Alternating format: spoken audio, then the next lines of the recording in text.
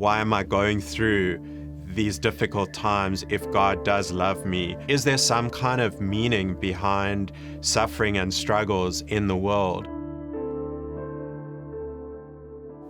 I grew up in Johannesburg, South Africa. My mother was Jewish and my dad was of Dutch origins. When I was quite young, my parents got divorced and I grew up largely with my mother and her side of the family. I remember going to my grandmother for Shabbat every Friday.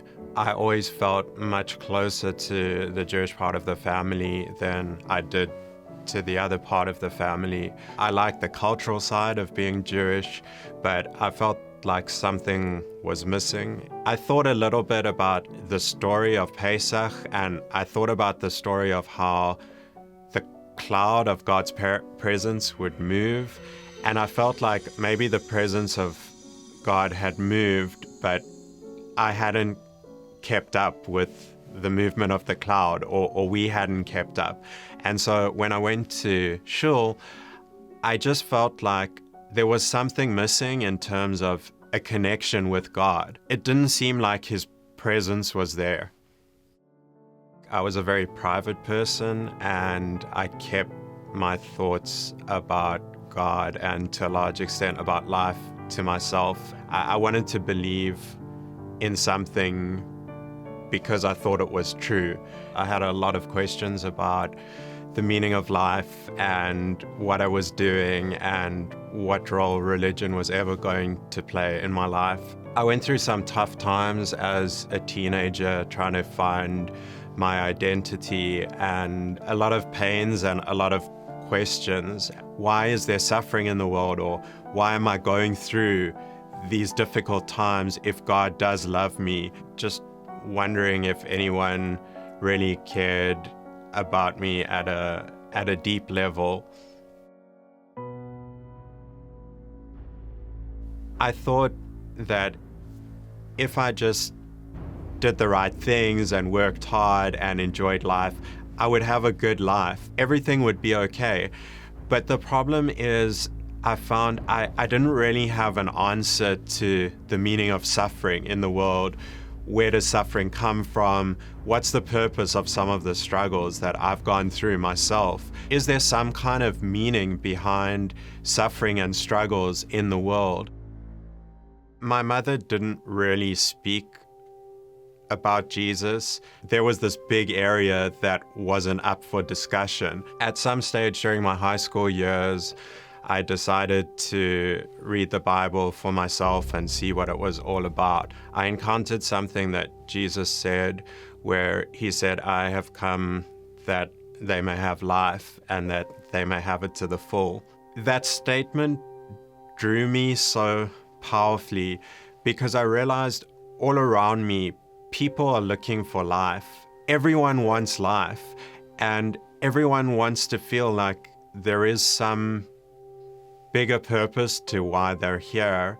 I had to either take it seriously or I had to somehow put it to the side and just pretend like no one had ever given an answer, because He was saying, I am the answer and here's the answer to the questions that you are asking.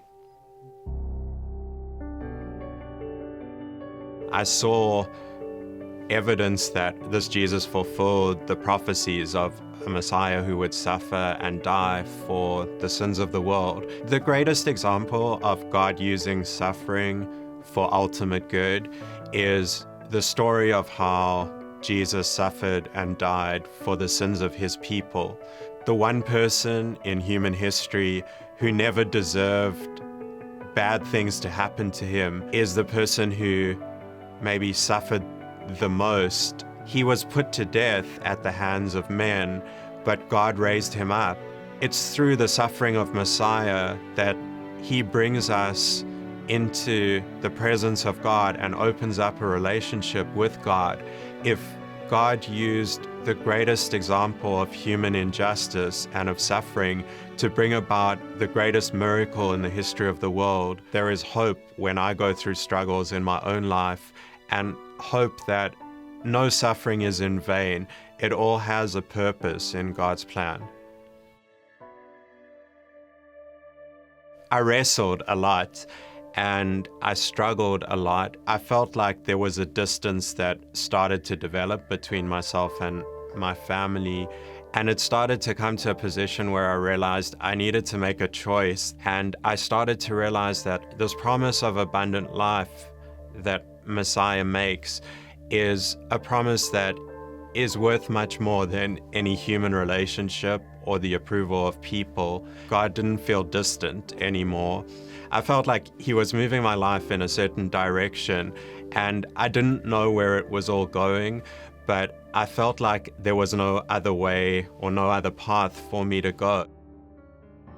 I'm a professional investor, and so I'm very aware that people want good investments that will give them a return over the long term. And one of the things that Jesus said was, don't lay up treasure for yourselves on earth, because on earth there's moths that eat up and rust that destroys, but lay up treasure in heaven. Everyone is aware that they only have a short time on this earth, but people are so obsessed with making money and having a lot in this life, but they seem to want to forget that they can't take any of that with them. The promise of life that Jesus makes is a promise of eternal life that begins in the here and now. The passion that His Spirit gives makes this life in this world have meaning. I need to sometimes remind myself of that, but it really is this wonderful truth and treasure that I enjoy and that no one can take from me.